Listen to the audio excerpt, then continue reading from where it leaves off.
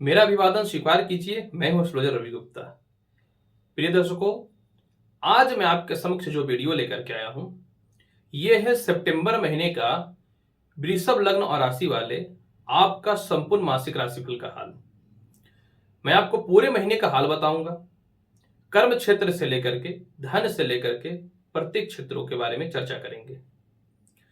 इसके साथ में मैं आपको यह भी बताऊंगा कि अगर सितंबर महीने में ग्रहों में कुछ अस्थिरताएं हैं तो इसके फल को शुभ बनाने के लिए आप कौन सा उपाय करें ताकि पूरा सितंबर महीना आपका बहुत ही शुभ और लाभकारी हो। जानकारी देने से पूर्व एक महत्वपूर्ण जानकारी मैं आपको यह देना चाहता हूं।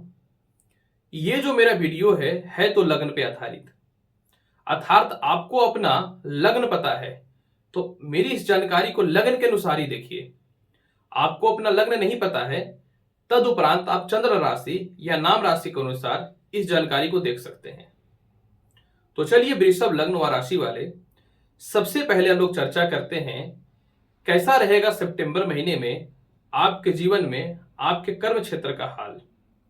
वृषभ लग्न व राशि वाले, आपके कर्म क्षेत्र का मालिक जो होता है वो शनि होते हैं और वर्तमान समय में जो है आपके कर्म क्षेत्र में बृहस्पति भी वक्र अवस्था में बैठे हुए हैं। कुछ महत्वपूर्ण तथ्यों को समझने की आवश्यकता है। कर्म क्षेत्र का शनि भी अधिपति जो है वो भाग्य स्थान में ऑलरेडी वक्री अवस्था में चल रहे हैं। कर्म क्षेत्र पे बृहस्पति भी जो है ये वक्री अवस्था पे चल रहे हैं।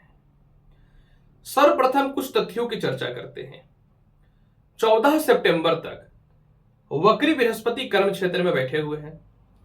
वृषभ लग्न में बृहस्पति जो होता है ये अष्टम स्थान आर का मालिक होता है। मतलब वृषभ लग्न में बृहस्पति संपूर्ण रूप से शुभकारी नहीं फल देने वाले होते हैं, परंतु 17 सितंबर तक जो है सूर्य जो है वो कर्म क्षेत्र को देख रहा है और 6 सितंबर तक मंगल जो है ये भी कर्म क्षेत्र को देख रहे हैं। और मंगल जो है आपकी कुंडली में 7वें घर का मालिक है, केंद्र का मालिक केंद्र में बैठा हुआ है, रोचक योग बना करके रखे हुए हैं। तो यहां पे एक तथ्य समझने वाली बात है कि 6 सितंबर तक क्योंकि सूर्य और मंगल और बृहस्पति पे पूर्ण इनकी 7वीं दृष्टि है, तो 6 सितंबर तक तो कर्म क्षेत्रों में बढ़ोतरी के रास्ते खुलेंगे, यहां कोई शक नहीं है। उच्च प्रकार के लोगों से संपर्क होंगे। 6 सितंबर के बाद 17 सितंबर तक तो सूर्य कर्म क्षेत्र को देखेगा, लेकिन 14 सितंबर को जो है देवगुरु बृहस्पति जो है ये अपनी राशि को वक्र अवस्था में ही परिवर्तित करके मकर राशि में प्रवेश कर जाएंगे और नीच भंग राजयोग की उत्पत्ति कर देंगे। और शनि क्योंकि सस योग ऑलरेडी बना करके बैठा हुआ है, लेकिन यहां पे बृहस्पति स्वतंत्र रूप से नहीं रह पाएंगे। बृहस्पति एक ऐसा ग्रह है कि कहीं पे अकेला जब रहता है तो सबसे ज्यादा सुफलदायी होता है, और अगर किसी ग्रह के साथ वो बैठ जाए या शत्रु ग्रह की दृष्टि पड़ जाए तो उनके प्रभाव में कमी आने लगती है। तो जब बृहस्पति भाग्य स्थान में आ जाएंगे तो एक चीज तो कन्फर्म है कि 14 सितंबर के बाद कर्म क्षेत्रों में थोड़े से तो दिक्कतें आएंगी, कर्म क्षेत्रों में थोड़ी सी परेशानियों का सामना तो करना पड़ेगा। हालांकि 17 सितंबर तक सूर्य की दृष्टि जो है वो रहने वाला है, अर्थात 17 सितंबर तक कर्म क्षेत्र में बढ़ोतरी, उच्च लोगों से संपर्क, व्यापार में तरक्की, नए नौकरियों के अपॉर्चुनिटी देखने को मिलेंगे। 17 सितंबर के बाद आपको जो है थोड़ा सावधान होकर के काम करना पड़ेगा। अपने पिता से, सीनियर अधिकारियों से या फिर किसी भी प्रशासनिक क्षेत्र में जो आपके ऊपर हैं उनके साथ एक व्यवहारिकता वाला रिश्ते बना करके रखने पड़ेंगे, क्योंकि बृहस्पति जो है वो न्यायाधीश के पास चले जाएंगे। अब न्यायाधीश के पास जब चले जाएंगे तो निचस्त भी हो जाएंगे, तो बृहस्पति के ऊपर भी न्याय का जो है अगर डंटा पड़ता है तो वह भी जो है कहीं न तो कहीं अपने जीवन में असहनीय फील करते हैं, क्योंकि शनि न्यायाधीश है। तो आपको क्या करेगा, विचारों में कमी करेगा। जब अपने ज्ञान को, अपने बुद्धिमत्ता को आप अच्छे से सामान्य बैलेंस करके रखिएगा तो फिर आपको कहीं न तो कहीं कर्म क्षेत्र का उतना ज्यादा इफेक्ट नहीं पड़ेगा। यह तो कन्फर्म समझ में आ गया कि क्या रहने वाला है कर्म क्षेत्र का हाल। अगर हम बात करते हैं क्या वाकई में कुछ बदलाव वगैरह के नौकरी के योग बनते हैं, यहां पे एक तथ्य समझने वाली है। द्वितीयेश बुध और सप्तमेश केतु और अधिपति भावेश मंगल। जब सप्तमेश 6 सितंबर से त्रिकोण में चले जाएंगे, केंद्र के मालिक जब त्रिकोण में चले जाएंगे तो केंद्र त्रिकोण योग के साथ में जो है आपके जीवन में जो है रोचक योग उत्पत्ति भी कर देगा, मंगल के द्वारा रोचक योग बन जाएंगे। तो ऐसी स्थितियों में देखिए क्या होने वाला रहेगा कि 6 सितंबर के बाद आपके जीवन में बदलाव वगैरह के अच्छे ऑप्शन आएंगे। 6 सितंबर के बाद आपके पार्टनरशिपिंग में भी सुधार हो जाएगा। 6 सितंबर के बाद पारिवारिक व्यापार में भी सुधार हो जाएगा। परंतु 17 सितंबर तक आपको कोई बड़ा फैसला है तो ले लीजिए, क्योंकि 17 सितंबर से 6 सितंबर से 17 सितंबर के मध्य में कोई बड़ा परिवर्तन के अच्छे योग प्रतीत होते हैं। अगर हम चर्चा करें कैसा रहेगा आपके जीवन में सितंबर महीने में विदेश का हाल, क्योंकि आज के समय में विदेश यात्रा को भी जो है बहुत महत्व दिया जाता है। आपके जीवन में विदेश यात्रा का मालिक जो होता है शनि है, मंगल है और बृहस्पति है, क्योंकि द्वितीय स्थान विदेश यात्रा में बहुत महत्वपूर्ण भूमिका निभाता है। तो द्वितीय स्थान के मालिक जो है वो बुध है। तो द्वितीय स्थान का मालिक बुध जो है आपकी कुंडली में जो है 28 तारीख तक जो है 22 सितंबर तक, माफ करिएगा 22 सितंबर तक उच्च के बैठे हुए हैं, तो भद्र योग बना करके रखे हुए हैं। क्योंकि बुध आपकी कुंडली में वृषभ लगन में कारकत्व तो प्रभाव देने वाले होते हैं, तो अपनी राशि का है, तो आपकी पत्रिका में विदेश जाने के योग सितंबर के महीने में कहीं न तो कहीं अच्छे उजागर हो रहे हैं। और भाग्य का मालिक जो है मंगल, वो भी कहीं न तो कहीं कन्या राशि में प्रवेश कर जाएंगे 6 सितंबर से। हालांकि बुध का और मंगल का मित्रवत संबंध नहीं है, लेकिन बुध भी उच्चगत रहेंगे और मंगल बहुत प्रभावशाली और शुभकारी स्थितियों में रहेंगे। तो आपकी कुंडली में यह स्पष्ट है कि 6 सितंबर के बाद विदेश जाने की संभावनाओं में विशेष प्रबलता रहेगा। और 14 सितंबर के बाद जब बृहस्पति आ जाएंगे नीच भंग राज्यों के साथ, तो जाना तो 100% तय है। आय और धन की बात करें, क्योंकि अभी कलयुग है, बिना आय और धन का तो जीवन में काम ही नहीं चल सकता। पैसे नहीं है तो धरती पे आपका कोई वैल्यू ही नहीं है, हट जाइए धरती से वाला हाल है आज के समय में। तो देखिए आपके आय का मालिक बृहस्पति स्वतंत्र क्षेत्र पे वक्रित है, कहीं ना तो कहीं 14 सितंबर तक आय में, रेगुलर आय में कमी नहीं होने देने रहेगा। 14 सितंबर के बाद बृहस्पति चले जाएंगे, शनि के साथ नीच भंग राज योग बना देंगे। धन का मालिक बुध ऑलरेडी उच्च का है, 22 सितंबर के बाद ये तुला राशि में प्रवेश करेंगे और 6 सितंबर के बाद जो है तुला राशि में शुक्र भी चले जाएंगे। तो शुक्र और बुध से लक्ष्मी नारायण योग की उत्पत्ति हो जाएगी। जब लक्ष्मी नारायण योग की उत्पत्ति हो जाएगी तो कहीं न तो कहीं स्पष्ट तौर पे यह दिखता है कि आपके जीवन में 14 सितंबर तक भी इनकम होता रहेगा। 14 सितंबर के बाद आय में बढ़ोतरी ही दिखेगा। 14 सितंबर के बाद आपके पैसे भी सेव हो जाएंगे, कर्ज की मुक्ति भी आप कर पाइएगा। 14 सितंबर के बाद जो है पारिवारिक धन भी आपको प्राप्त हो जाएंगे, जिनको जिनको आपने दे रखा है, जिन्होंने आपको बेवकूफ बना करके लिया है, और इस समय जो है आपको धन की कमी नहीं होगी। अर्थात स्पष्ट तौर पे 6 सितंबर के बाद धन ही धन है। हालांकि सत्य बोलूं, आपके सितंबर महीने में पैसे की कमी नहीं होगी, बस पैसे का उपयोग सही से करिएगा। हम लोग चर्चा करते हैं कैसा रहेगा पारिवारिक स्थितियों का हाल।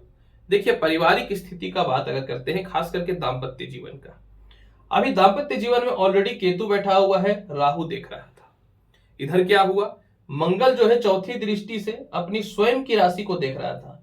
मुझे यह बात की अच्छे से जानकारी है कि मंगल या कोई भी ग्रह जब अपनी राशि को देखता है तो शुभ फलदायी होता है, लेकिन यहाँ पे ऑलरेडी केतु बैठा हुआ है और मंगल और केतु से अंगारक योग बन जाता है। हालांकि केतु को कुंजवत ग्रह कहा जाता है, मंगल के अनुसार फल देने वाला, लेकिन मंगल का जो दृष्टि है ना, ये क्रू दृष्टि है तो ये शुभ ग्रह, लेकिन इसकी दृष्टि क्रू है।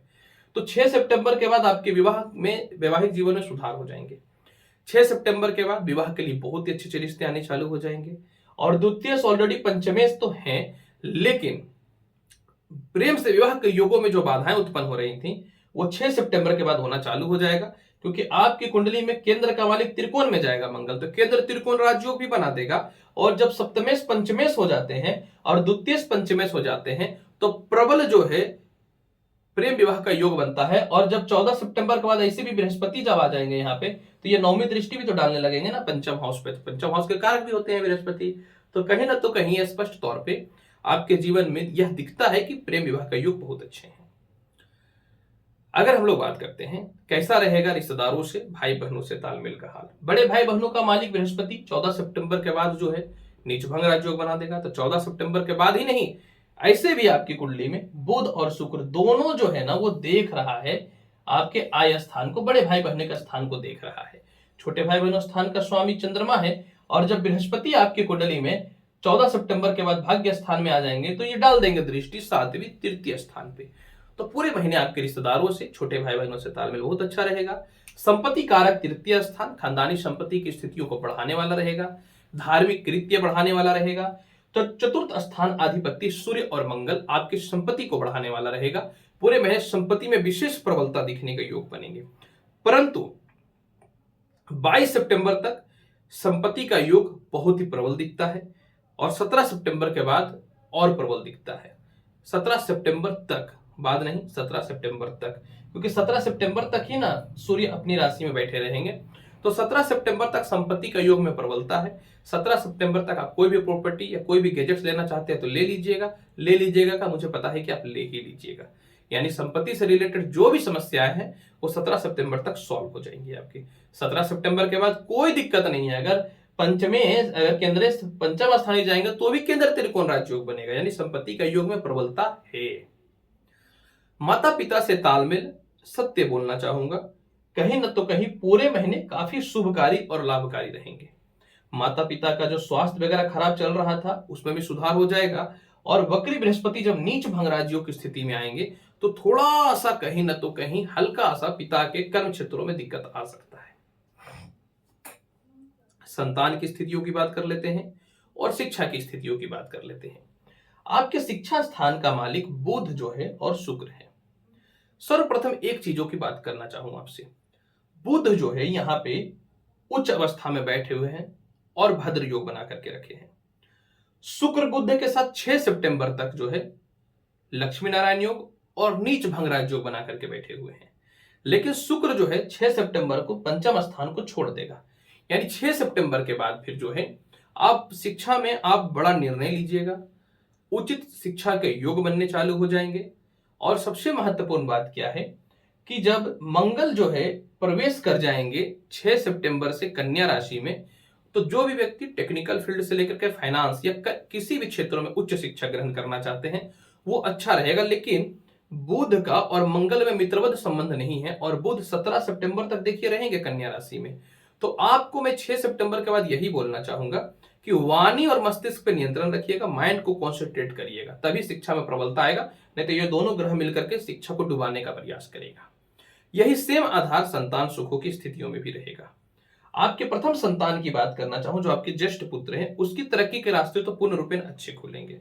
द्वितीय संतान का योग 6 सितंबर के बाद बहुत अच्छा हो जाएगा।